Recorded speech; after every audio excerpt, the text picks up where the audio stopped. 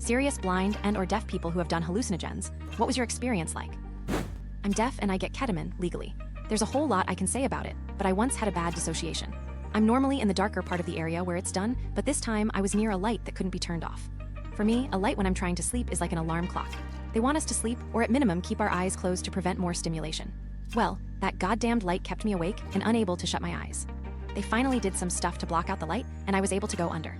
My world was neon white in a city with people moving very rapidly, not my usual hallucinations.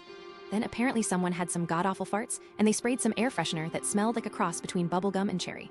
Suddenly, my world was dripping in blobs of hot pink. It was like a T-Mobile ad on crack. I have to be very careful about what I watch in the couple weeks leading up to treatment. Once I was reading about gangs in Japan and China, and that got into my hallucinations. Another time I watched that documentary, I think it was White Light Black Rain. I had victims of the atomic bomb in that hallucination. I can't even watch Face Off because it can get twisted. There's no sound, really, except what I think is my tinnitus. I can't hear and have tinnitus all the time, because tinnitus doesn't come from the same part of the brain as my damaged hearing does. My auditory nerves are fucked from damage from smoking during pregnancy. Anyway, it's this one annoying sound that I sometimes get while hallucinating, and it's only one sound on repeat.